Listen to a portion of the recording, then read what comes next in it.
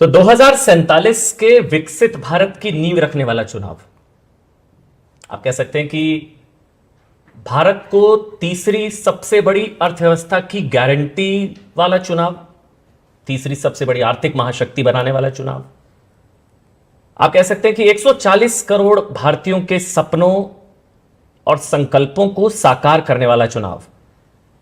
और शायद जो प्रधानमंत्री ने खुद कहा कि यह चुनाव एक सांसद या सरकार चुनने के लिए नहीं है, यह आने वाले भारत के 1000 साल की नींव रखने वाला चुनाव है। तो इस सबसे बड़े चुनाव पर देश का सबसे बड़ा नेटवर्क 80, मैं आपके साथ अमन चोपड़ा, और इस देश के सबसे बड़े चुनाव पर बात करने के लिए इस खास शो में हम अभिनंदन और स्वागत करना चाहेंगे देश के प्रधानमंत्री नरेंद्र मोदी जी का। और इस भैया, आपके दर्शकों को मिलने का अवसर मिला मुझे आज। बहुत बहुत धन्यवाद सर। मेरे साथ मेरे सहयोगी अमिताभ सिन्हा, अमन शर्मा और पायल मेहता मेरे साथ रहेंगी। बहुत बहुत धन्यवाद सर, आपने समय निकाला। सवाल बहुत है, लेकिन पहला सवाल दरअसल यह कि 2014 में 300 की बात की गई थी, 300 पार या 300 की, 300 आई। 19 में 350 की बात की गई, 350। अब 400 पार की बात की गई है, दावा है 400। तो सर रफ्तार यही रहेगी तो फिर 29 में फिर 450 पार की बात होगी। मतलब ये सवाल मैं गंभीरता से इसलिए पूछ रहा हूं क्योंकि हम लोग जब फील्ड में हैं, अब चर्चा ये है कि मोदी 400 पार हो रहा है नहीं हो रहा है। हार जीत की शायद संभवतः बात कम हो रही है। अब सवाल एक ही है कि 400 पार हो रहे हैं मोदी या नहीं हो रहे। आपका एनालिसिस सर। एक तो आपके सवाल को मैं गंभीर ही मानता हूं, मैं कोई लाइट नहीं मानता हूं, और इसलिए मेरा जवाब भी बड़ा गंभीर ही रहेगा। आपने जो भूमिका बनाई, इतिहास में कुछ ऐसी घटनाएं होती हैं जो 1000 साल के भविष्य को तय कर देती हैं, और दुनिया के इतिहास में ऐसा हुआ है। मेरे देश में मैं देख सकता हूं कि ये समय ऐसा है कि इस समय होने वाली सभी सकारात्मक चीजें और सभी सकारात्मक शक्तियों को एक आने से 1000 साल के भविष्य की दिशा तय हो जाएगी, और वो भी सकारात्मक होगी। ये मैं बड़े विश्वास के साथ कह रहा हूं। और इस अर्थ में ये चुनाव कई प्रकार से महत्वपूर्ण है। अब ज्यादातर देश का निर्णय आजादी के बाद पैदा हुए लोग वो ही कर रहे हैं, इसलिए नए सिरे से सोचते हैं। 21वीं सदी का जो जीवन है, अथवा 21वीं सदी में जिसने जन्म लिया है जी, वो अब निर्णायक एज ग्रुप में पहुंच गया है। तो एक बहुत बड़ा फैक्टर मैं इसको देख रहा हूं, और उसने बुराइयां देखी नहीं है, लेकिन उसके भीतर एक तड़प है कि दुनिया बदल रही है, हम क्यों नहीं बदलते, क्योंकि वो दुनिया को जानता है। इस देश में आज सबसे बड़ी पॉजिटिव मैं चीज देख रहा हूं वो ये है कि सामान्य मानवीय, इसका दूसरा शब्द ही एस्पिरेशन है। हर इंडियन मतलब एस्पिरेशन। ये किसी भी देश की गति का बहुत बड़ा फोर्स होता है, चालक बल होता है, जो मैं देख रहा हूं। और वो सारे निर्णय अपने एस्पिरेशंस को ध्यान में रख के करता है। ये चुनाव वो ये सोचता है कि मेरे एस्पिरेशंस के अनुकूल मुझे क्या मिले क्या नहीं मिले, और मेरा देश ऐसा होगा तो मैं इसे निकालूंगा, इस बात पर केंद्रित हुआ है। दूसरा, ही देश के महिला वर्ग, उन्हें लगा है कि हम एक समाज का एक हिस्सा है, इतना ही नहीं है, हम समाज में बहुत कंट्रीब्यूट कर सकते हैं। हम किसी से कम नहीं हैं, हम कुछ कर सकते हैं, उनके भीतर भी कुछ करना, जो करते हैं उससे अतिरिक्त करना, जो परंपरागत है उससे बाहर जाके करना, ये जज्बा पैदा हुआ है। तो मेरे 30-35 से कम आयु वालों का एस्पिरेशन जी। और देश की 50% मातृशक्ति का ये जज्बा, एक ऐसा कॉम्बिनेशन है, ये जज्बा एक ऐसा कॉम्बिनेशन है जो 1000 साल की नींव रखने के लिए प्रतिबद्ध है। और इसलिए मैं कहता हूं, ये चुनाव देश की जनता लड़ रही है, पूरे चुनाव की ओनरशिप देश की जनता की है। कोई नेता क्या बोलता है, क्यों बोलता है, इसका कोई महत्व मैं नहीं देख रहा हूं जी, क्योंकि जनता मन बना चुकी है। अब छोटे छोटे बच्चों के मैं इंटरव्यू टीवी पे, सोशल मीडिया पे देखता हूं, वो कहते हैं ये होने वाला है, ये होने वाला है। इसका मतलब ये सब कुछ, और इसलिए मुझे विश्वास है कि इस बार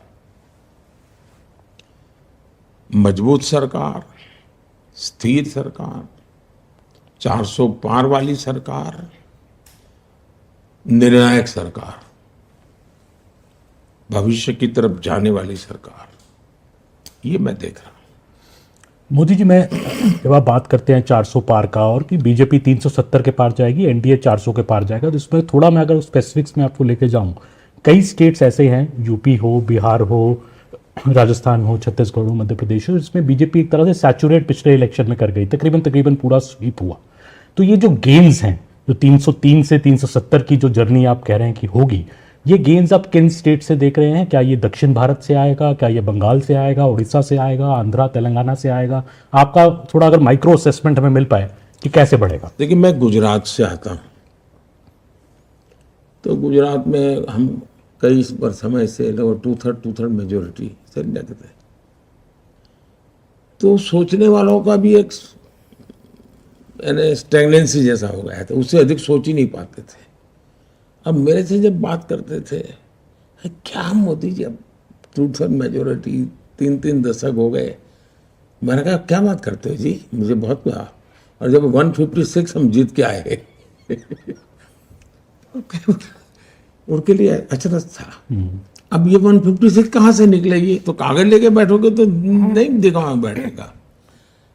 अगर आपको लगता है कि इतना सारा सैचुरेशन होगा, क्या होगा, मैं देखूंगा कि राजस्थान में मेरे अगर 25,000 बूथ है, पिछली बार मैं अगर 5,000 बूथ में पीछे था, तो इस बार मैं 5,000 में हूँ या 3,000 में हूँ या 2,000 में, मेरा हिसाब किताब अलग है जी। तो इसलिए मेरे लिए कोई चीज अंतिम नहीं है, मैं लगातार उसमें भी नया, फिर मैं ये देखता हूँ, मान लीजिए मुझे एक बूथ में विजय मिला, तो मैं पूछता हूँ अच्छा वोटिंग क्यों ज्यादा नहीं हुआ, वोटिंग ज्यादा हुआ तो वोट क्यों ज्यादा नहीं मिला। मैं इतनी बारीकी से प्लान करता हूँ, और मैं मानता हूँ कि चुनाव है ये एक बड़ा विज्ञान है, ये सिर्फ आंकड़ों का खेल नहीं है जी। और कैंपेन है वो केमिस्ट्री है, आपकी केमिस्ट्री कैसी बनती है उस पर है। और इसलिए मेरे लिए अगर नंबर में आपको लगता है कि इस राज्य में तो कुछ नहीं, तो लेकिन उसके सिवाय भी मुझे वहां बहुत कुछ लाना है। तो एक बात, जहां तक राज्यों का सवाल है, इस देश में कई राज्य ऐसे हैं कि जहां अभी भी हमारे पास स्कोप है। अब जैसे अंडमान निकोबार, पिछली बार हम नहीं थे, इस बार हम आएंगे। यानी ऐसी एक एक गिनते जाओगे तो आपको अच्छा, हाँ यार मोदी ने बराबर हिसाब कर लगा के रखा है।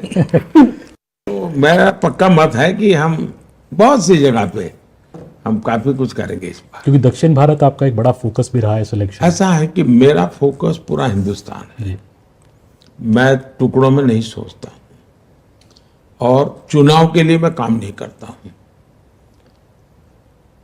हम जीत करके इसलिए नहीं आए हैं कि अगली सरकार कैसे बनेगी, हम जीत करके इसलिए आए हैं कि आने वाले 5 साल में देश कैसा बनेगा। और इसलिए मेरी पूरी तपस्या या मेरा फोकस देश बने इसके लिए है। और जब देश बनाना है तो हिंदुस्तान का हर हिस्सा उसमें उतना ही, जैसे G20 मैंने किया, तो मैंने ये नहीं कहा कि बीजेपी के राज्यों में G20 होगा, हिंदुस्तान के हर कोई, अंडमान निकोबार में भी G20 होगा, यस, और लक्षद्वीप में भी G20 होगा। मैं पूरे देश को लेकर के चलता हूँ। सर, इसी से जुड़ा हुआ एक सवाल है कि आप जब भी आप सत्ता में रहे हो, चाहे वो सीएम रहे हो, आप पीएम रहे, कभी उड़ती है बात कि ना खाऊंगा ना खाने दूंगा, एक नारा उठता है, भले ही आप ना देते हो, ना सोऊंगा ना सोने दूंगा। अब बात हो रही है एपेटाइजर 10 साल था, अब मेन कोर्स आना बाकी है। तो अब ये मेन कोर्स क्या है आने वाले थर्ड टर्म के लिए? इसको देश की जनता भी जानना चाहती है हम लोग। नहीं, उसके बहुत सारे पहलू हैं। देश को आगे ले जाने का बहुत सारे पहलू हैं। अगर मैं कहूँ कि भविष्य में देश हमारा कैसे आगे बढ़ेगा, अब ये पूरी तरह हम टेक्नोलॉजी ड्रिवन एरा में है, और टेक्नोलॉजी डिसरप्टिव है, ट्रांसफॉर्मेटिव है और इजीली एक्सेस है, यानी हर व्यक्ति बहुत अडप कर लेता है तुरंत। ऐसी स्थिति में अगर आप बड़ी सहजता से चले तो मैं समझता हूँ कि बहुत बड़ा स्कोप है। जहाँ तक मैं खाता नहीं, खाने देता नहीं, उसको आज की जो मेरी वो देशी भाषा है, आप लोग जो इस दुनिया से हैं वहाँ कहते हैं करप्शन के प्रति जीरो टॉलरेंस, तो वो मेरा रहेगा ही। लेकिन एक चीज अब मैं और उसमें कोशिश कर रहा हूं कि हमारे इस प्रकार से काम करने वाली इंस्टीट्यूशंस है, उसमें की समाज में एक प्रतिष्ठा बढ़नी चाहिए। दुर्भाग्य से हम हमारे देश में जो मुझे अनुकूल नहीं वो सब निकम्मा, ये जो सोच है ये टोटली अनडेमोक्रेटिक सोच है, और उसी में से कुछ पत्रकारों को ब्लैकलिस्ट कर दिया जाए, वो उसी सोच का परिणाम है कि ये रिजेक्टेड। क्यों? क्योंकि तुम मेरे अनुकूल नहीं हो। बॉयकॉट, वो अनडेमोक्रेटिक है, लोकतंत्र की हत्या है वो। और इसलिए हमारी इंस्टीट्यूशंस के साथ भी वही हो रहा है। जैसे पत्रकार के साथ हो रहा है, तो मेरे अनुकूल नहीं तो निकम्मे। तो इंस्टीट्यूशन, तो मेरे घर पे रेड मत करो, मैं तो चोरी करता रहूंगा, तो इंस्टीट्यूशन निकम्मी। ये जो लॉजिक चला है, मैं उसका उपाय क्या? उसका उपाय यही है कि हमने ऐसी शख्सियत और ऐसे शक्तियां, उसकी प्रतिष्ठा बढ़ा लीजिए, इनकी सामाजिक प्रतिष्ठा इतनी बढ़ाओ कि फिर कोई उसको हाथ नहीं लगा पाएगा। और मैं पक्का मानता हूं कि आने वाले दिनों में जब देश समझेगा कि भाई ये 2200 करोड़ रुपयों के ढेर टीवी के सामने दिख रहे हैं पहाड़ नोटों के, तो लोग देखें यार कोई तो सिस्टम होगी जिसने पकड़ा होगा, तो पता चलता है जब वो इंस्टीट्यूशन है, वो संस्था है, वो संस्था है, तो उसके जैसे सेना के प्रति आज एक सम्मान का भाव है, वैसा ही सम्मान का भाव जो देश के लिए काम करने वाले इंस्टीट्यूशन है उनके पास होना चाहिए। तो वो भी मेरा एक मिशन है। जब प्रतिष्ठा बढ़ती है तो उनकी अपनी बुराइयां होती है, वो भी कम होती है। उनके भीतर कभी कभी बुराइयां जो आती हैं, आप मान सम्मान और, तो उसको लगता है जीवन में बहुत मिल गया है जी, वो बुराइयों से बचता है। तो वो भी एक मनोवैज्ञानिक रूप से एक तरीका होता है। तीसरी बात है कि लोगों को तो ये लगेगा ठीक है सरकार ने पैसे ले लिए, हमारा क्या। तो मेरी कोशिश ये है कि न खाऊंगा न खाने दूंगा, वो आगे है, जिसने खाया है वो निकालूंगा और जिसका खाया उसको खिलाऊंगा। और इसलिए जैसे केरला में जो कोऑपरेटिव बैंक का नेटवर्क है वो लेफ्टिस्टों का है, ये वाम वहाँ जो पार्टी है उसका है। इन्होंने क्या किया, ये लेफ्टिस्टों के लिए बार छवि ऐसी है कि दूध के धुले हुए हैं। उन्होंने कोऑपरेटिव बैंक में एक बहुत बड़ा स्कैम किया हुआ है। गरीबों के पैसे हैं, मिडिल क्लास के पैसे हैं, सैलरी वाले सोसाइटी उसके पैसे हैं, और बच्चों की भलाई के लिए बेचारों ने पैसे बैंक में रखे हैं, ये बैंक डूब गई।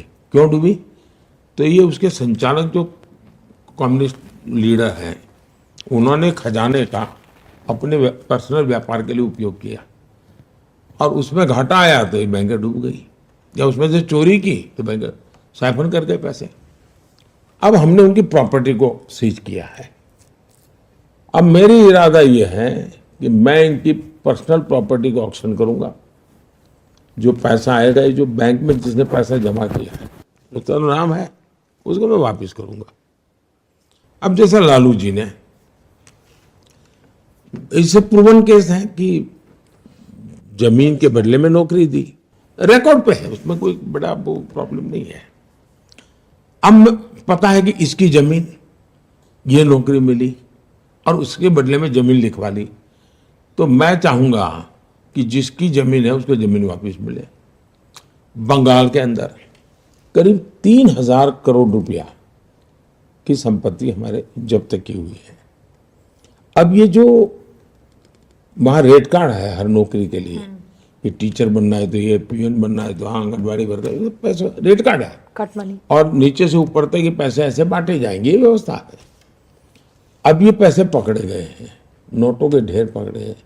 मैं खोज रहा हूं कि जिसका ट्रेल मिले कि हाँ भाई उसने यहाँ से पैसा ब्याज से लिया था, ये तारीख को लिया था, इस तारीख को इसको दिया था, या बैंक से निकाला इधर को दिया था, तो मैं ऐसे जो ईमानदारी से मुझे हाथ लगेगा हाँ ये पैसा रियली उसका मालिक यही है, मैं ये पैसे उसको वापस लौटाऊंगा।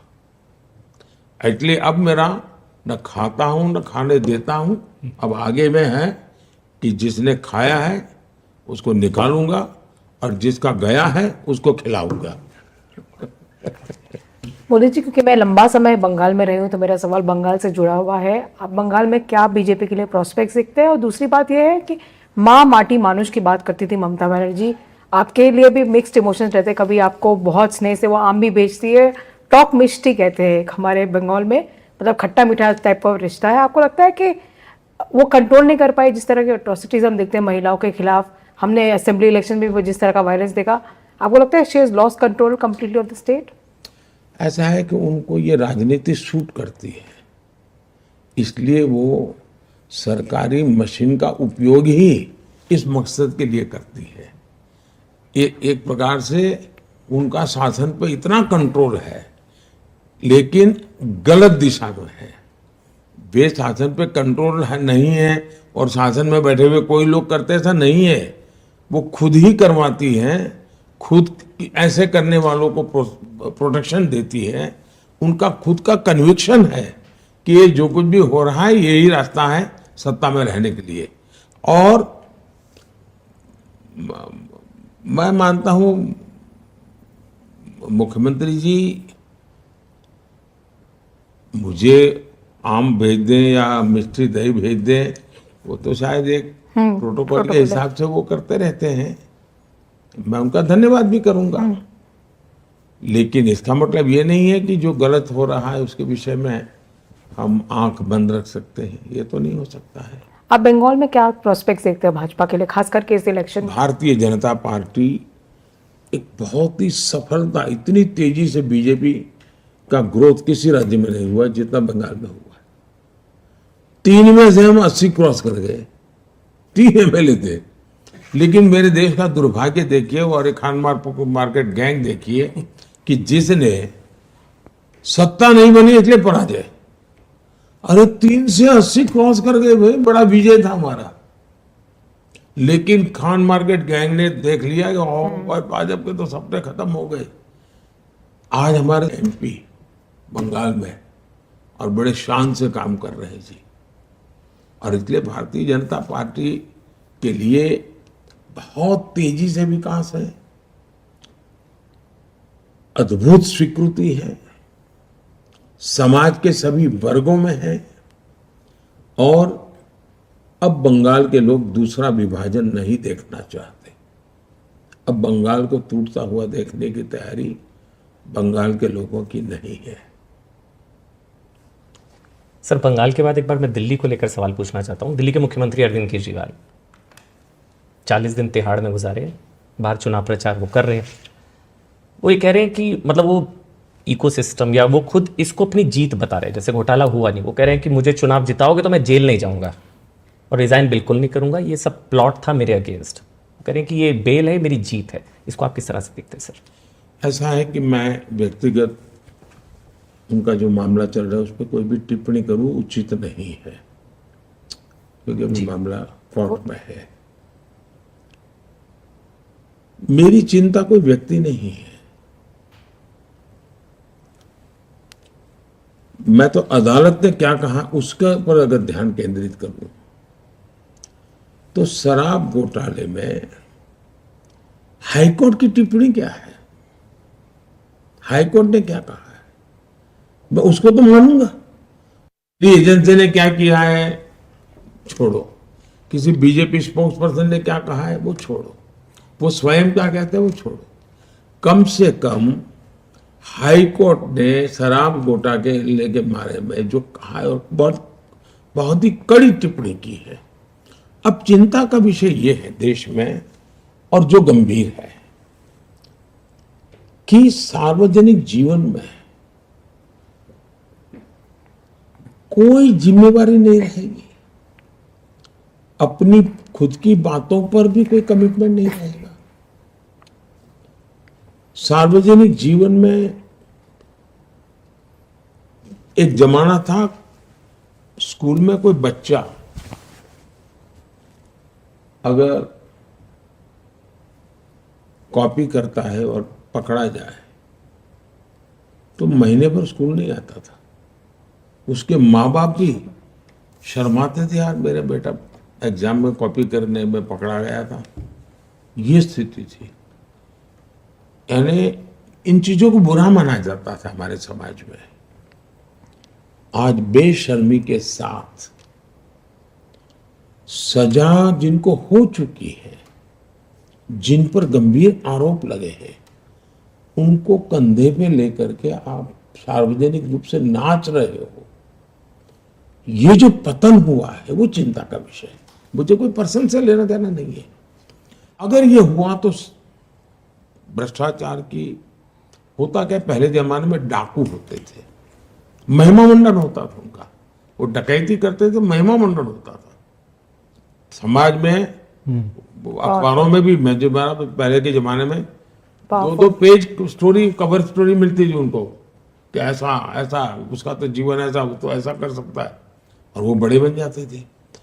दुर्भाग्य से अब राजनेताओं को ये बेनिफिट मिलने लगा है कि इतना भ्रष्ट लोगों का। मैं तो हैरान हूं कि कोई अखबार वाला किसी भ्रष्ट व्यक्ति का इंटरव्यू लेने जाए। एक चार्ल्स शोभराज मैंने अखबार देखा था कि लोग इसका इंटरव्यू करने जाते थे, और आज मैं देख रहा हूं, वरना कोई भाई अब इनके विषय में एक बार क्लियर हो जाए तब तक रहने दो। ये पतन है समाज जीवन का, मेरी चिंता वो है।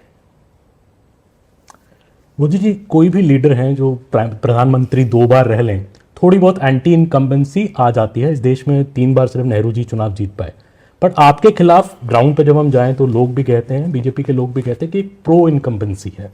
तो 272 जब पार हुआ 2014 में, तो लोगों ने कहा मोदी जी की आंधी है देश में। अगर अब 370 पार हो रहा है तो ये क्या है? आपको लगता है आपकी लोकप्रियता भी चरम पर है, और ये प्यार क्यों है लोगों का? मैं कोई लोकप्रियता के लिए काम नहीं करता हूं, और नहीं मेरे पास मेरी लोकप्रियता नापने का कोई मानदंड है, मेरे पास नहीं है। लेकिन मैं काम क्या करता हूं उसका एनालिसिस होना चाहिए। मेरे काम में और औरों के काम में फर्क क्या है? आमतौर पर जो सरकारें चलती थी वो विज्ञान भवन में फंक्शन करो, फीता काटो, दिया जलाओ, अखबार में एडवर्टाइजमेंट दो, मीडिया को लीक करो, स्टोरी बनवाओ, और उनको लगता है देश चलता है। और ज्यादातर सरकारें उसी मिजाज में रही। कांग्रेस का पतन बहुत कम समय में हुआ था जी। देश आजाद होने के बाद चौथा चुनाव आते आते कांग्रेस ध्वस्त हो चुकी थी। संयुक्त विधायक दल बना, लेकिन कांग्रेस ने इस देश में किसी पार्टी को खड़े ही नहीं होने दिया। उन्होंने खुद ने देश के लिए करने के बजाय विरोधी दलों को खत्म करने में ही अपनी शक्ति लगाई, इसलिए ऑल्टरनेट खड़ा नहीं हुआ। अदरवाइज 67 के चुनाव में ही देश उनको रिजेक्ट कर चुका था। हिंदुस्तान में आप देखिए, सरकारों के अलग अलग मॉडल अब देश के सामने आ चुके हैं, और मैं तो मानता हूँ ये केस स्टडी का विषय है। कोई यूनिवर्सिटी करे, कोई मीडिया करे, कोई मीडिया पर्सन किताब लिख सकता है। देश ने एक कांग्रेस का मॉडल देखा है, देश ने लेफ्ट का मॉडल देखा है, देश ने पारिवारिक पार्टियों का भी मॉडल देखा है, जो of the family, by the family, for the family political पार्टियां चलती है, उनका मॉडल भी देखा है। देश ने मिलीजुली सरकारों का मॉडल भी देखा है, और बीजेपी सरकार का भी मॉडल देखा है। उसका एनालिसिस करना चाहिए, किसका क्या परफॉर्मेंस रहा, किसकी क्या प्रायोरिटी रही, किसने किसके लिए काम किया। एक 100-200 पैरामीटर तो आप देखेंगे, द बेस्ट परफॉर्मेंस वाला मॉडल बीजेपी का मिलेगा आपको। और जब परफॉर्म करते हैं तो सामान्य मानव का विश्वास बढ़ता है। फिर एंटी इनकम्बेंसी किस बात की होती है कि एक ऐसी सरकार, मेरा ये नहीं हुआ, हर एक का होता नहीं है। प्रो इनकम्बेंसी में कोई हर एक का हो गया ऐसा नहीं होता है। लेकिन आज पब्लिक मीटिंग में जाके मैं कहता हूँ भाई आप लोग चुनाव में जो करते हो करते रहना, लेकिन मेरा एक काम करना। और कहता हूँ मैं कि कहीं आप जाए, झुग्गी झोपड़ी में कोई रहता है, ऐसा मिले, या कोई कच्चे घर में रहता है, उसका नाम पता लिख करके मुझे भेज देना, क्योंकि हम जो मकान बना रहे हैं 4 करोड़ दिए हैं, लेकिन अभी भी कुछ लोग छूट गए हैं, और मैं नहीं चाहता हूं कोई छूट जाए। तो मैं 4 जून के बाद मेरी नई टर्म में मैं उनको मकान देना चाहता हूं, 3 करोड़ मकान बनाना चाहता हूं। आप अगर कोई नजर में आ जाए तब उसका विश्वास पैदा होता है कि आदमी वोट भी मांग रहा है, लेकिन साथ में काम भी कह रहा है, यार मुझे तो, मेरा तो ध्यान है उन 3 करोड़ घर बना के दे रहा है। विश्वास पैदा होता है।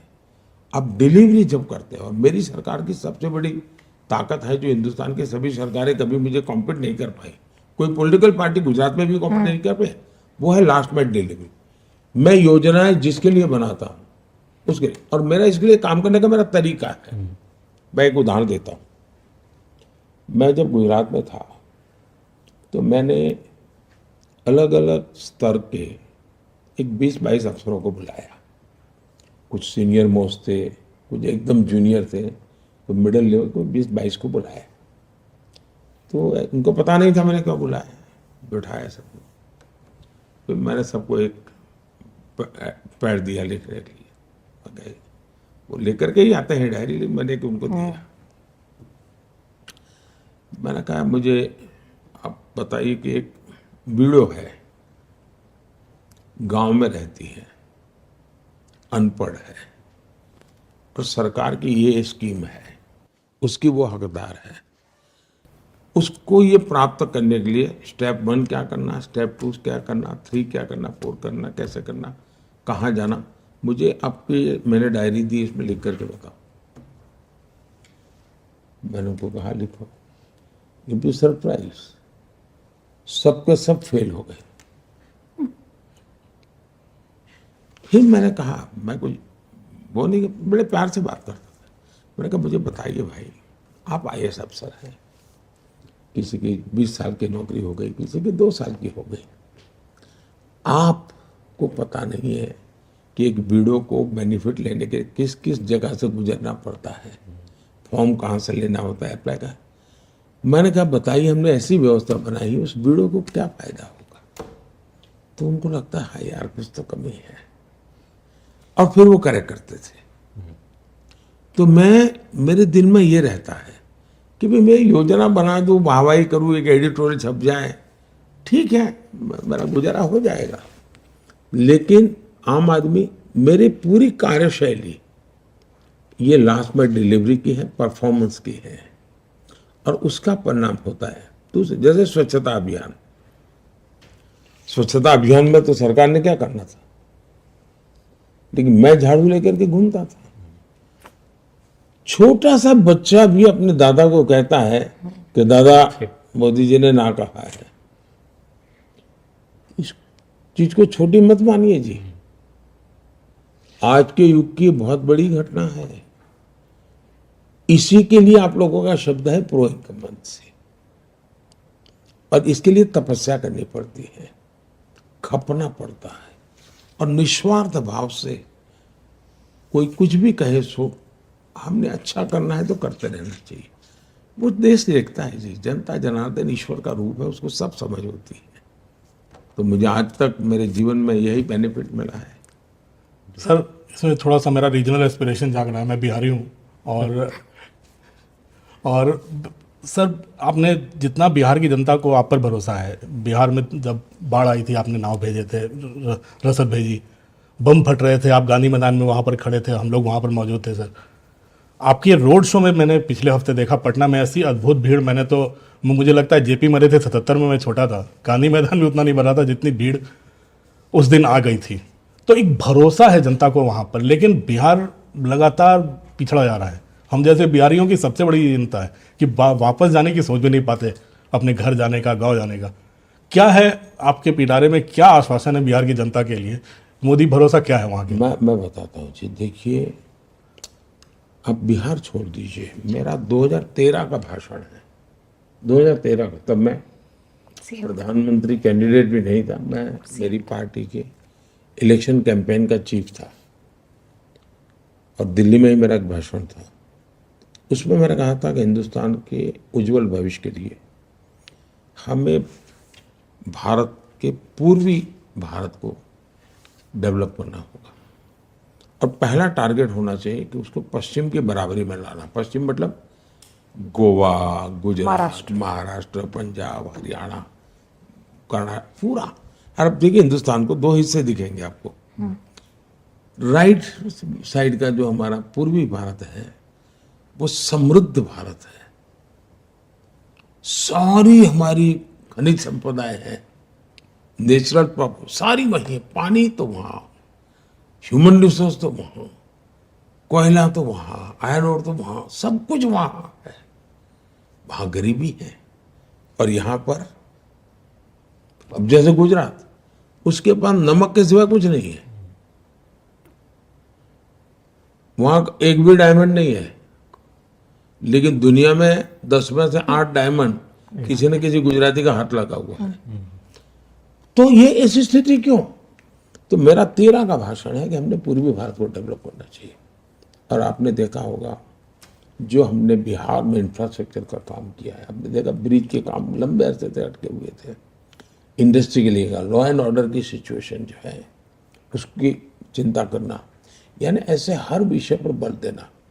हमने गैस पाइपलाइन का काम किया है, ये गेम चेंजर बनेगा, इंडस्ट्री को बहुत बड़ा सस्ता फ्यूल मिलेगा, वो जाएंगे। वहाँ के एग्रीकल्चर को भी हम मोड़ सकते हैं, उस दिशा में हम बढ़ देंगे। आज देखिए जी, बिहार का युवा सबसे ज़्यादा टैलेंटेड मिलेगा आपको, किसी भी फील्ड में जाइए, आपको ऐसे हाथ लगाओ तो 2 बिहारी बच्चे मिल जाएंगे। और वो ऐसे ही घर से निकले हुए लोग नहीं है, सामर्थ्यवान लोग हैं। मेरे राज्य में अगर मैं गुजरात का देखूँ, IAS IPS कैडर में किसी एक राज्य के सबसे ज़्यादा कहाँ थे तो बिहार के थे। इसका मतलब परमात्मा ने उनको बहुत सामर्थ्य दिया है, और किसी जमाने में तो विश्व का नेतृत्व तो उस भूमि में से हुआ है, तो उसमें तो कोई कमी नहीं। हम इसलिए मैं झारखंड हो, पूर्वी यानी उत्तर प्रदेश हो, बिहार हो, असम हो, बंगाल हो, इस पर हमारा पूरा बल है। इंफ्रास्ट्रक्चर को बल दो, वहाँ जो नेचुरल रिसोर्सेज हैं उसका वैल्यू एडिशन करो, स्किल डेवलपमेंट करो, ये सारे रास्ते, और जो मैं ऑलरेडी कर रहा हूँ, इसके कारण बहुत ही फायदा होगा। मेरा एक सवाल थोड़ा सा हटके है। प्रधानमंत्री जी, आप इतनी मेहनत करते हैं, इतना काम करते हैं, पर बहुत मेटिकुलस होता है आपका काम। हमने कई बार जो स्टोरीज के वहाँ पे लोग जानना चाहते हैं कि आप इस तरह से किस तरह से काम करते हैं। जैसे अभी कभी आपने कोई रेस्क्यू ऑपरेशन चलाया तो उसका नाम ऑपरेशन गंगा रखा या देवी शक्ति रखा, क्या सोचते हैं आप? नाम, एवरीथिंग, नेम इज ऑल्सो बहुत पर्टिकुलर होता है आपके लिए। इसमें मेरे 2 अनुभव है जी। मैं जब गुजरात में था तो NCC के एक चीफ आए, वो तो रिटायर्ड अफसर होते हैं, वो मुझे मिलने आए, तो सारा फॉर्मल जो उनका ऑफिशियल था पूरा, बोले फिर साहब अगर आप समय दे तो मुझे पर्सनल बात करनी है, मेरी ड्यूटी के सिवा है। नहीं, मैं कहा जरूर आप आए, बात कीजिए। बोले मेरी पत्नी का एक आपको मैसेज है। मैंने कहा क्या? बोले मेरी पत्नी पूछती है कि मोदी जी सारी योजनाओं के नाम संस्कृत में क्यों रखते हैं? कोई सरल नाम रखे। ये तो मुझे सवाल पूछा था। हमारे देश में क्या हुआ है जी, हर चीज का एक उसको सुनते ही ध्यान में आना चाहिए, इसके लिए है। उसके साथ एक आइडेंटिफिकेशन होना चाहिए। अगर आपके घर में बच्चा पैदा हुआ और आपने कोई अलेक्जेंडर नाम रख लिया तो पूरे मोहल्ले वाले कहेंगे अरे क्या रखा है। लेकिन आपने अमन रख लिया तो लगा अरे यार ये तो अपना बच्चा है। हर चीज में एक अपनापन होता है जी। हमारे देश में ऐसा क्या कमी है मुझे बताइए। हम सहज से लोगों को, अब जैसे जनधन, मैंने जनधन योजना बनाई। वैसे मैं इसको उसको मैं कंपटीशन करता हूँ। मैंने स्कीम रख करके लोगों के आइडियाज मांगे थे। जैसे स्वच्छता का जो गांधी के चश्मे हैं वो लोगों ने मुझे भेजे हुए हैं। लेकिन मैं जन सामान्य को जोड़ता हूँ तो उनकी तरफ से मुझे नाम मिलते हैं। अब जनधन योजना एकदम से गरीब को लगता है सामान्य मानवी का धन। अब जैसे मैंने स्वामित्व योजना बनाई है, जो मैं ड्रोन से गांव में उनकी संपत्ति का सर्वे करके उनको सर्टिफिकेट देता हूँ। अब उसकी सबसे बड़ी समस्या यह है कि भाई मेरी जमीन के रिकॉर्ड ही नहीं है। मैं गांव से बाहर जाता हूँ तो कोई कब्जा कर लेता है। हम कोर्ट कचहरी में लड़ते हैं तो मैंने जब दिया स्वामित्व, तो उसको स्वामित्व का समझ उसको बराबर है कि स्वामित्व का मतलब क्या होता है, उसको पूरी समझ है। तो एकदम से उसके साथ एडेड में हमने यूपीआई किया। यूपीआई सुनते किसी को एक था लगता है कि ये यार क्या है, तो ये पूरा नाम है भीम यूपीआई। मैंने भीम रखा है, बाबा साहब आम्बेडकर का नाम भीम है जी। और ये सबसे बड़ी करेंसी है जी। 21वीं सदी की मेरी सबसे बड़ी करेंसी भीम है। तो समाज का एक बहुत बड़ा वर्ग उसके साथ आइडेंटिफाई हो जाता है। अच्छा ये तो हमारा है जी। और इसलिए मैं मानता हूं कि हमने योजनाएं उसी प्रकार से मैं ये ऑपरेशन करता था। ऑपरेशन ऐसे नाम रहते थे जी। अब मैंने कावेरी रखा था, क्यों? तो ज्यादातर उस इलाके के लोगों को अफेक्टेड थे, उनको मुझे लाना था, तो मेरे लिए वो सूट करता था कावेरी। मैंने चंद्रयान के लिए शिव शक्ति रखा। तो मेरे मन में था कि भाई पूरे ब्रह्मांड के साथ जुड़ा हुआ कोई नाम क्या है, तो ये है। तो मैं बड़ी सरलता से लोगों को रखता हूँ। इसमें एक तो मेरा अपने पास जो मेरा सॉफ्टवेयर ईश्वर ने दिया हुआ है, वो जो प्रोसेस करके निकालता है वो भी ऐसी ही चीजें निकालता है। और मैं जो क्राउड सोर्सिंग करता हूँ उसमें से भी मुझे ज्यादातर वैसी चीजें तुरंत मैं उसको लपक लेता हूँ। एक इसका उदाहरण सर मैं पर्सनल एक्सपीरियंस एक शेयर करता हूँ। ऑपरेशन गंगा नाम रखा था आपने, तो मैं पोलैंड में था। यूक्रेन से जिन लोगों को बचाया गया, एक कपल जो था उनकी वाइफ प्रेग्नेंट थी। तो जब उन्होंने बोला कि जब ये बेटी जो पैदा हो रही है तो मैं इस बेटी का नाम गंगा रखूंगा, तो वो मुझे अभी याद आया। लेकिन मैं सवाल दरअसल चुनाव प्रचार को लेकर पूछूंगा कि पूरे चुनाव प्रचार में समाज में वोट के लिए दरार पैदा करने की कोशिश की गई। कैसे? मैं अब जैसे राहुल गांधी का एक बयान आया, उन्होंने बोला है कि मैं जब से पैदा हुआ हूं सिस्टम को मैं समझता हूं, किसको अटैक करना है, किसको टारगेट करना है, मैं ही सिस्टम हूं और सिस्टम लोअर कास्ट के खिलाफ अलाइंड है। मुझे जो आपत्ति व्यक्तिगत तौर पर लगी, उन्होंने इस बार जुडिशियल और मिलिट्री को भी नहीं छोड़ा, वो भी लोअर कास्ट के खिलाफ अलाइंड है। ये बयान जब आप सुनते हैं तो आपको कैसा लगता है सर? मैंने जितना इस विषय में सोशल मीडिया में मेरी नजर गई है, कि उन्होंने जो कुछ भी कहा है वो उन्होंने अपने फैमिली का रिपोर्ट कार्ड रखा है, क्योंकि उनका ही परिवार 60 साल तक देश में सरकार चलाई है। तो ये जो कुछ भी बातें कर रहे हैं वो अपने फैमिली के सोच, विचार, आचार, उसी की बात दुनिया को बता रहे हैं वो। तो एक प्रकार से तो अच्छी बात है, कम से कम उन्होंने दुनिया को बता दिया कि भाई ऐसे लोग हैं अब आप बच के रहो। दूसरा विषय है जी, मैं देखता हूं देश में राजनीति करने का कुछ सरल रास्ते जो लोगों ने खोजे हैं, और जिसमें इंडिया अलायंस के करीब करीब सभी पार्टियां फंसी हुई हैं या उनको वो सूट करता है। 3 चीजें प्रमुख रूप से उभर करके आती हैं। एक, ये घोर सांप्रदायिक लोग हैं, सेक्युलरिज्म का चोला पहना है उन्होंने, बुर्खा पहना है, लेकिन वो कम्युनल ही है। वे, उनके लिए हर चीज देखते ही कोई भी आइडिया आता है तो कम्युनल फ्रेम में ही आता है उनको, उसके बारे में उनको कुछ आता ही नहीं है। दूसरा, ये घोर जातिवादी है। तीसरा, वो एक घोर परिवारवादी है। ये 3 चीजें, ये सभी कुनबे जो इकट्ठे हुए इनके कॉमन है, उसमें कोई, आप, मैं कहता हूं उसको टिक मार करके देख लीजिए, आपको मिलेगा है ऐसा ही है। और समस्या की जड़ यही है, और इसलिए ये आज नहीं, पहले भी उन्होंने ऐसे ही कहा है, और जब चाहे वो बदला है उन्होंने।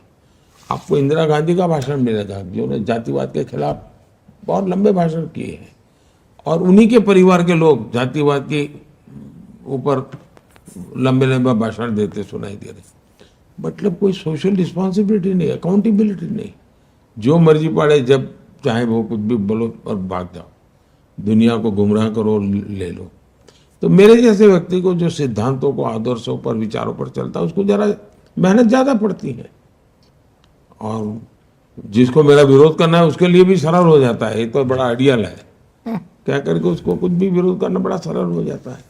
जी, राहुल गांधी से जुड़ा सर मैं एक और सवाल पूछूंगा कि ये बात देश में बहुत है कि ऑपोजिशन स्ट्रांग नहीं है, मोदी जी के खिलाफ ऑपोजिशन स्ट्रांग नहीं हो पाया। इसका एक बड़ा कारण ये भी कि ऑपोजिशन के जो नेता हैं जो कैंपेन लीड कर रहे हैं, एक तरह से राहुल गांधी हैं, 2 दशक से ज़्यादा राजनीति में है, पर एक कुछ लोगों का कहना है कि वो मैच्योर उतना नहीं हो पाए, और कुछ लोग ये भी कहते हैं कि शायद राहुल गांधी सबसे बड़ा एक एसेट है बीजेपी का, क्योंकि वो ऐसी अब बयान देते हैं कि आपको उससे और एमुनिशन मिलता है कांग्रेस को एक्सपोज करने के लिए। आपको लगता है राहुल गांधी की जो ये कमी है उसका देखिए, मैंने अभी तक आपके एक भी प्रश्न का जवाब किसी व्यक्ति के संदर्भ में नहीं दिया है। आपने व्यक्तियों का नाम लिया है, मैं उससे परे होकर के बात करूंगा, और मुझे वो अब मेरी मर्यादाओं का पता है। तो मैं किसी के नाम का अपने उल्लेख किया, इससे मुझे कोई लेना देना नहीं। मैं जनरल वे में आपको जवाब दूंगा।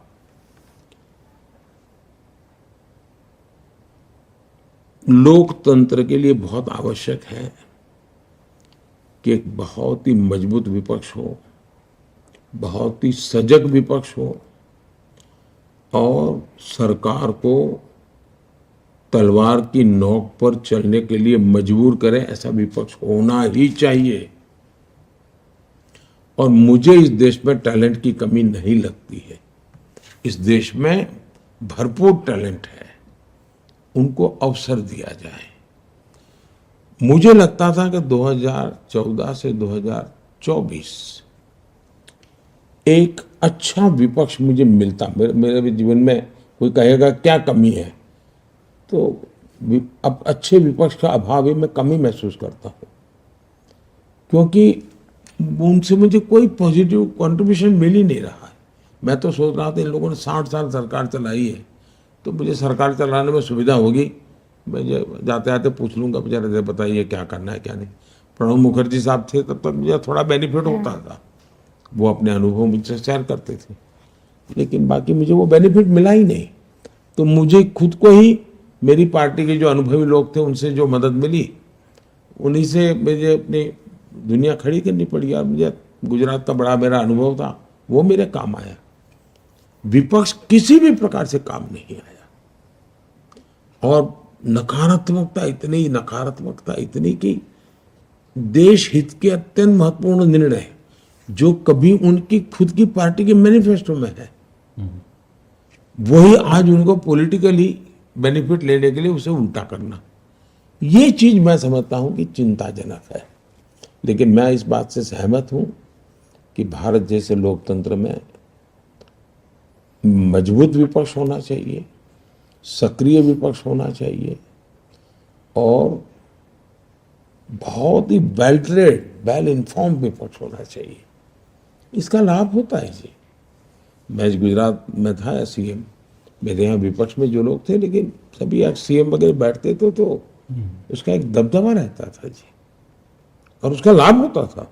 हाउस में ट्रेजरी बेंच के लोग भी इधर उधर होते नहीं थे जी, उसका बेनिफिट होता था। अभी तो हालत ऐसी नहीं है जी। मेरे दिल में एक दर्द है ये। प्रधानमंत्री जी, इसी से जुड़ा हुआ ये एक सवाल है कि आपने, मुझे लगता है कि 150 पौने 200 रैलियां रोड शो कर चुके हैं अभी तक पिछले 2 महीनों में, लेकिन उससे भी ज़्यादा लग रहा है कि बदजुबानी विपक्ष की बढ़ी हुई है, उससे ज़्यादा आपके खिलाफ गालियां पड़ रही हैं। इस बार पहली बार ऐसा देखा गया है, माता पिता तक लोग सवाल मतलब बदजुबानी कर चुके हैं, गालियां दे रहे हैं। और पहली बार हम लोगों ने देखा है कि ऐसा चुनाव आया है 2002 का, जब से आप चुनावी राजनीति में आए, कि पहली बार माँ के आशीर्वाद के बिना, क्योंकि हर बार आप वोट करने जाते थे और माँ का आशीर्वाद लेने जाते थे, हम लोगों ने गांधीनगर में हमेशा देखा। तो ये मिस कर रहे थे आप, और दूसरा ये बदजुबानी कैसे लेते हैं आप? मैं दो चीजों को अलग करके देखता हूँ। ये कहना कि मुझे अभी भी गालियां पड़ रही है वो सही नहीं है। शायद मेरे जन्म से पहले से गालियां मेरे लिए तैयार रही है, और 2001 में जब मुझे मुख्यमंत्री का काम मिला, तब मुझे शायद कोई ऐसा विषय नहीं जिसमें मुझे गाली ना पड़ी हो और बिना कारण मेरे बाल नोच लिए हो। उसमें सिर्फ पॉलिटिकल लोग नहीं, ये खान मार्केट गैंग पूरी, ये आपके मीडिया में जो महारथी कहे जाते हैं वो भी, आप पुराने अगर अंक निकालेंगे मैगजीन बड़े बड़े नोन, तो उसके फ्रंट पेज पे जो कवर स्टोरी है, तो किसी राक्षस को भी अच्छे से पेंट किया हो, उससे भी भद्दी तस्वीरें मेरी है। लेकिन मैं अपना आपा खोया नहीं, मैंने कभी नहीं खोया, क्योंकि उन्हीं की मजबूरी है कि उनको आज हंसता हुआ चेहरा रखना पड़ रहा है, और उनको एक साल में अगर 24 अंक निकलते हैं तो 12-15 में तो माल बेचने के लिए मोदी की जरूरत पड़ती है। तो मैं अपने कर्तव्य के लेके चलता हूं। अच्छा होगा कि लोकतंत्र में सार्वजनिक में शुचिता का पालन हो, मर्यादाओं का पालन हो, आलोचना हो, लेकिन अच्छी भी तो हो सकती है, अच्छे ढंग से भी हो सकती है।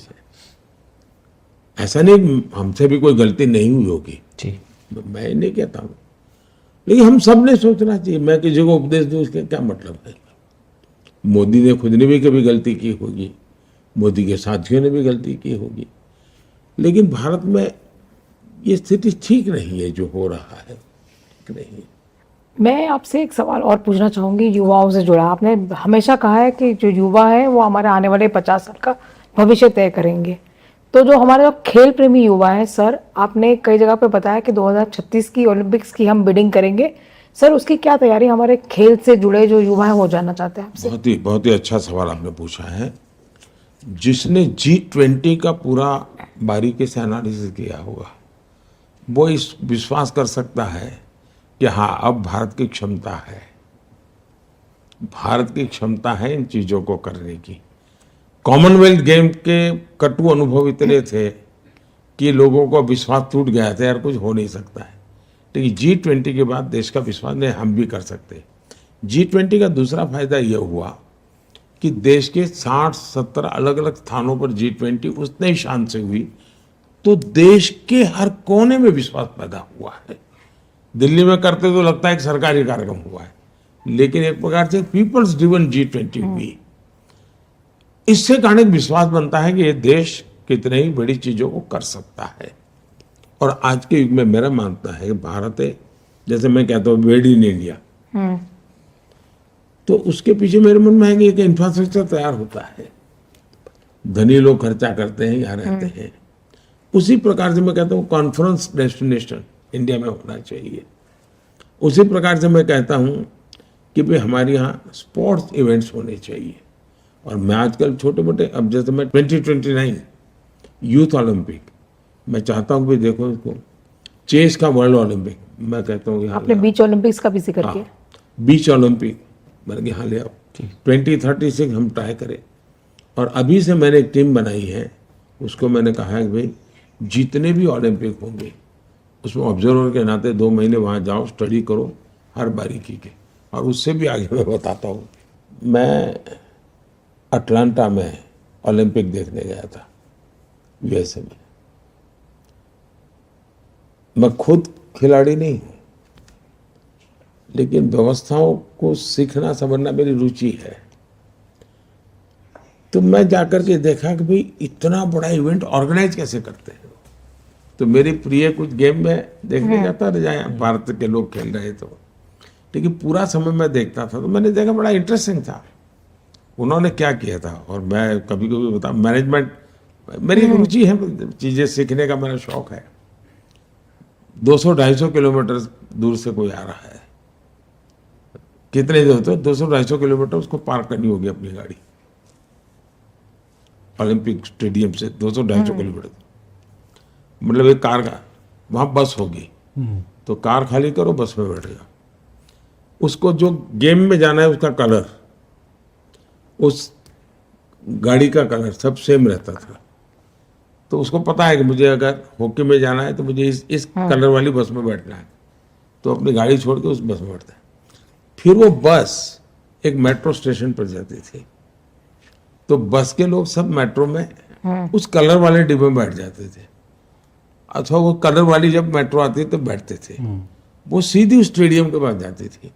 मतलब कार 60 कार में से एक बस हो गई, एक बस में से 60-100 बस में से एक मेट्रो हो गई। इन्होंने 1-8 करोड़ लोगों को ट्रांसपोर्टेशन इतनी बढ़िया, ऐसी चीजें मैं उस समय स्टडी करता था। तो मैंने मेरी टीम को कहा भाई हर चीज स्टडी करो और स्टडी करके लाओ। तो एक प्रकार से तैयारी, ह्यूमन रिसोर्स डेवलप करना है, इंफ्रास्ट्रक्चर तैयार करना है, उनकी आवश्यकताएं क्या होती है उसको समझना, at the same time Hindustan के खिलाड़ियों को तैयार करना। क्योंकि खेल मेरे यहाँ है, गोल्ड मेडल कोई और ले जाए, ऐसा तो नहीं होता। सर, हम में से किसी ने शायद सोचा भी नहीं था कि इतने मेडल आएंगे ओलंपिक्स में, पैरा ओलंपिक्स में, जिस तरह से आए पिछले। देखिए भारत के यूथ में तो दम था ही था, भारत के यूथ में तो दम था ही था। लेकिन पहले सिलेक्शन में भी संप्रदायवाद, परिवारवाद, जातिवाद हर चीज में था। वो सिलेक्शन उसके आधार पर होता था, मेरे परिवार का बच्चा है, खेले ना खेले यार जाए तो सही, यही होता था। अब खिलाड़ी है तो जिस खेल में उसकी योग्यता है, सिस्टम उसको सिलेक्ट करती है, वो मेडल लेके आ जाता है। जब ट्रांसपेरेंसी आती है तो परिणाम भी आता है। सर, आखिरी सवाल पंजाब पे मैं पूछना चाहूँगा कि आपने 3 रैली भी पंजाब में पिछले 2 दिन में की है, मैं भी पंजाब में था। पंजाब एक स्टेट है जो काफ़ी चैलेंजिंग माना जा रहा है बीजेपी के लिए, वहाँ किसान प्रोटेस्ट भी कई जगह पे हो रहे हैं। आपको क्या लगता है पंजाब की सिचुएशन क्या, आप फार्मर्स को मना पाएंगे वहाँ पे, जो फार्मर्स कुछ लगता है शायद नाराज हैं? पहली बात है कि पंजाब में भारतीय जनता पार्टी के लिए स्वर्णिम काल है, ये स्वर्णिम काल है। वहां जो सरकार है वो पूरी तरह विफल गई है और पंजाब के लोग बड़े स्वाभिमानी हैं। उनको दिल्ली से रिमोट से कोई सरकार चलाए, इसको पंजाब का अपमान मानते हैं और ये इनके जहन में है। और सबसे ज्यादा तब हुआ कि एक मुख्यमंत्री सरकार चलाने के लिए, गाइडेंस लेने के लिए दूसरे मुख्यमंत्री को जेल में मिलने जाए, तो ये पंजाब को बहुत हर्ट कर रहा है कि भाई ऐसा कैसी सरकार जो दिल्ली के लोग चलाएंगे तो फिर पंजाब की क्या है? इसका गुस्सा है। ये चुनाव में बाहर आने वाला है और उनको लगता है कि भाई बीजेपी एक ऐसी पार्टी है जिसने सिख समाज के लिए भी इतना काम किया है, करतारपुर कॉरिडोर की बात हो या मैंने एक प्रकार से किसानों की भलाई के काम की बात हो, किसानों की इरिगेशन की चिंता हो, एमएसपी बढ़ाने की बात हो, सिंचाई की व्यवस्थाओं की बात करनी हो, यूरिया दुनिया भर में 3,000 रुपया हो गया, हम 300 में दे रहे हैं। तो एक प्रकार से अनगिनत मैंने काम की है, उसका उनके लाभ भी हुआ है। तो भारतीय जनता पार्टी के लिए सबसे ज्यादा मैं मानता हूं कि बेनिफिट है। और खास इवन जो मैंने जो मिलेट का किया है ना जी, वो वहाँ के किसानों को छूता है। उनको लगता है यार हमारा मिलेट अब दुनिया में बिकेगा, उसको गर्व हो रहा है जी, उसको आनंद हो रहा है। तो ऐसी बहुत सी चीजें हैं जिसका परिणाम मिलने वाला है। और खासकर पंजाब को लेकर जो करतारपुर का जिक्र आपने रैली में किया, वो भी एक चर्चा का विषय है कि क्या हमने 71 में वो मौका गंवाया, करतारपुर भारत में हो सकता था, वो मौका क्या हमने गंवाया। बहुत बहुत धन्यवाद प्रधानमंत्री जी, नमस्कार आपने समय निकाला चलिए। और सभी सवालों का जवाब दिया। बहुत बहुत धन्यवाद। धन्यवाद। धन्यवाद सर।